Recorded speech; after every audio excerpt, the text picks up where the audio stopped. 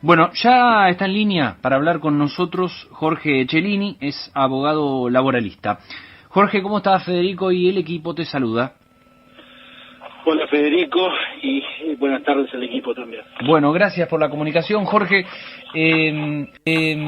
Los últimos días se ha reglamentado finalmente esta reforma laboral, ¿no?, que venía ya de la ley de bases, y la idea es un poquito contar esos alcances, esas reglamentaciones que empiezan a aparecer, Jorge. En realidad muy poco hay todavía. Se habla más de lo que se está avanzando, y lo primero que hay que tener en cuenta es que si bien la reglamentación no saldría del marco de lo que tiene la ley 27242, 27242, que es la ley base, hay que tener presente que el presidente tiene facultades delegadas, y en esas facultades delegadas en particular puede producirse alguna otra modificación que aún no se ha producido, vinculada un poco al avance de lo que había en algún momento detallado el decreto 7023 de diciembre del 2023.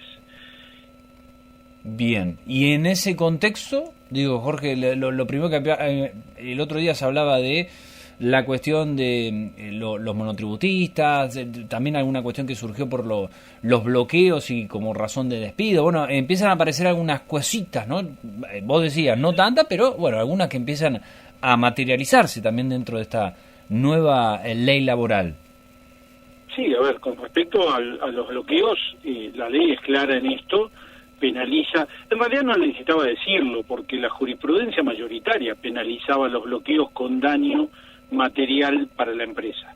Después, el ejercicio muy engorroso, sobre todo el ejercicio de protección y de responsabilidad de los sindicatos, pero nada impide que la patronal pueda ser responsable económicamente al sindicato por los perjuicios que le puede producir una medida que no tiene fundamento. Sí. ¿Cuál es el cambio? Hoy participar de un bloqueo expone al trabajador al despido. Uh-huh. El problema es que muchos sindicatos directamente optan por no hacer participar al trabajador y hacen participar a terceros. Entonces volvemos a foja cero. ¿Quiénes serían terceros? Y bloqueando la puerta de una empresa. Ajá, pero ¿quiénes serían terceros? ¿Ponen gente ahí? Terceros pueden ser colaboradores sindicales, dependientes. A ver, en el fondo quienes saben del conflicto saben que en la mayoría de los bloqueos muchas veces hay una cantidad similar de trabajadores y una cantidad similar de gente que no son trabajadores pero que se identifican con el sindicato. Sí. Esto es una práctica muy común, ¿sí? Apoyando un poco lo que sería una medida de fuerza en particular. Vuelvo a decir, la ley en esto no se modificó, siempre existió responsabilidad sindical por las acciones que podían ir más allá de lo que es una mera medida de fuerza, porque lo que tiene que entender la gente que la huelga es la libertad de abstención de trabajar sin ser sancionado. Eso es la huelga clásica. Sí. Todas las demás huelgas que implican bloqueo de las puertas de la empresa, impedir que entre o salga mercadería, es lo que se conoce como huelga salvaje, y que estuvo toda la vida, incluso a través de fallos de la Corte, penalizado.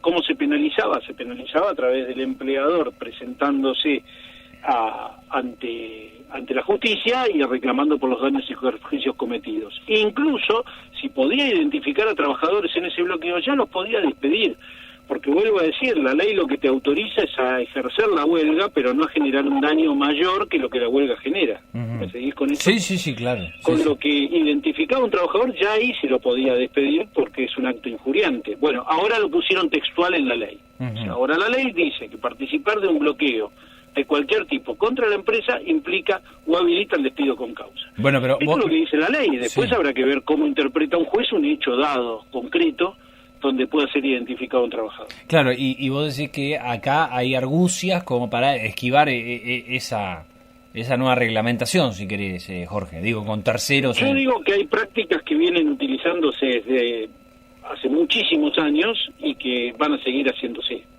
¿Se entiende? Más allá de la norma. También queda expuesto a una sanción mayor. Lo que cambiaron, digamos, son los vientos. Fuera de que no hayan cambiado, cambien o no cambien las normas interpretan un poco el cambio de esto. Lo que cambiaron son los vientos del que gobierna. Hoy el que gobierna está dispuesto a no tolerar este tipo de cosas, y antes había una mayor tolerancia hacia la protesta social.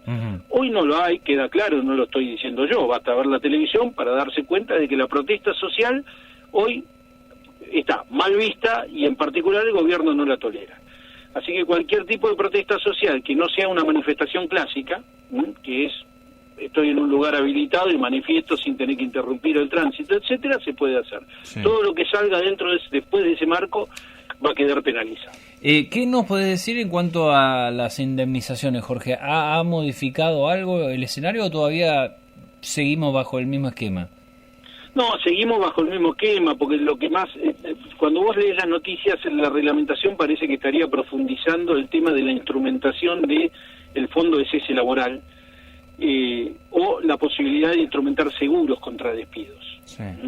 Y en ambos casos, el seguro contra despido y el fondo de cese laboral se necesita después de la negociación colectiva, o sea, se necesita que los sindicatos decidan incorporar en sus convenios colectivos estos sistemas.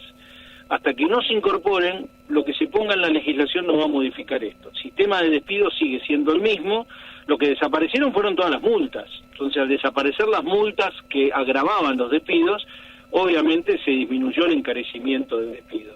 Hoy se volvió al sistema clásico, al que existía antes de las multas en la ley de contrato de trabajo, que es el pago de la indemnización, que está graficada en un mes de sueldo por cada año que el trabajador tenga de antigüedad en la empresa.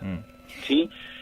A eso se le sumaban un número de multas que hacían que prácticamente se duplicara muchas veces esa indemnización. Bueno, hoy esas multas ya no existen más, con lo que volvemos al despido clásico y tradicional que fue contemplado en la ley de contrato de trabajo. Sí.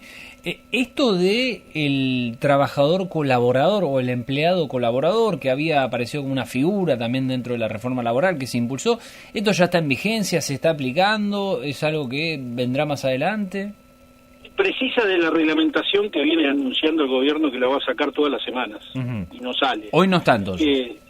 Hoy todavía yo no tomé conocimiento de que hubiera sido, salvo que se haya publicado hoy en el boletín oficial, hasta ayer no estaba reglamentado. Hay una fuerte crítica con respecto a esto y la verdad que nadie sabe para dónde va a ir el gobierno, porque el gobierno podría ir para 2 o 3 lugares. Podría ir a la posibilidad de que vos puedas contratar dentro de la cuadrilla a 3 personas que las tengas como monotributistas, y en la práctica hoy en la construcción civil esto se suele dar con... Cualquiera de nosotros sabe que a veces cuando contratás un constructor cae con 3 changos más y la verdad que ahí no hay nada. Pero bueno, en un marco de informalidad, hoy pasaría a ser formal, pero también podría derivar en una reglamentación de las figuras cuasi laborales, como tiene España, como tiene Italia, como tiene Alemania, que acá no hay nada de eso. Así que habrá que ver para dónde está, como la ley es muy amplia en este marco, lo que llaman los trabajadores colaboradores, la verdad que habrá que ver para dónde apunta la reglamentación. A mí me parece, por la ideología que el gobierno tiene, que va a apuntar nada más que a un vínculo de relaciones autónomas mediante facturación, y ahí se va a quedar. No va a haber otra cosa más que eso. O sea, la posibilidad de que vos puedas tener un emprendimiento y puedas tener a 3 colaboradores que no estén vinculados por relación laboral, sino por un vínculo de facturación. Sí, de todos modos, déjame decir que esto no rompe principios generales del derecho que dicen que si hay relación de dependencia, hay relación laboral.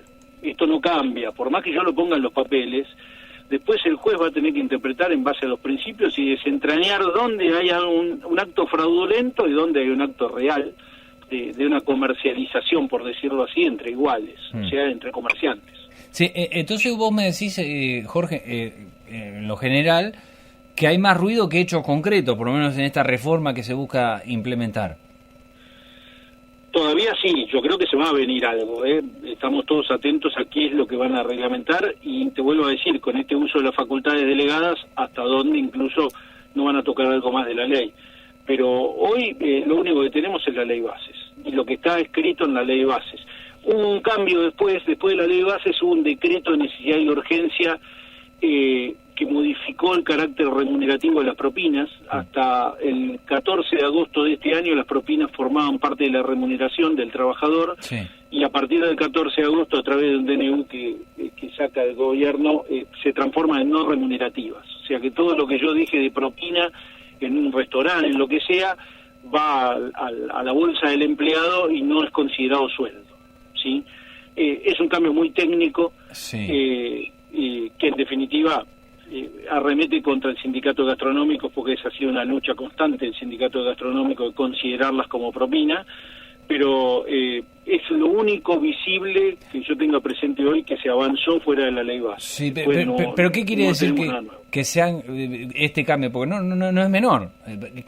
O sea, a partir de ahora, con este decreto, resolución, las propinas, vos decís, empiezan a ser parte del sueldo. No son parte del sueldo. Son parte del sueldo. No remunerativos. No lo eran, hasta agosto del 2024 lo eran. Por más que vos digas, pero se la dejé informal en la mesa, sí. Bueno, esto se traducía después en un reconocimiento que tenía que figurar en el sueldo, como propinas, y eso llevaba aportes y contribuciones. A partir de agosto de este año ya no forman más parte del sueldo, pasan a ser no remunerativas. Bien. Con lo cual eso no genera... Una dádiva, como cualquiera que da una dádiva a otro, y después se verá. Que se da de patadas con otros, porque el problema de esto es que cuando tratamos la urgencia no es lo importante, porque esto es así, siempre legislamos mal. Entonces le sacamos carácter remunerativo a la propina, pero no modificamos el artículo 6 de la Ley de Jubilaciones, que dice que se considera remuneración a las propinas. Entonces tengo una ley que dice que no lo es, y tengo otra ley que para los aportes y contribuciones dice que lo es. Claro. ¿Se entiende? Sí, un choque. Entre gallo y medianoche hacen que no termine de modificar todo lo que tengo que modificar. Jorge, muchísimas gracias, es muy claro con los conceptos. No, espero haber sido claro, porque las cuestiones a veces son muy técnicas y bastante... Las estamos tratando de entender nosotros, claro, para que se entienda, así que a veces es muy confuso explicarlo. Bueno, quedó claro. Un abrazo grande, Jorge. Un abrazo a ustedes y a la audiencia. Hasta luego. Ahí pasaba Jorge Cellini, abogado laboralista, hablando de estos temas y cómo se está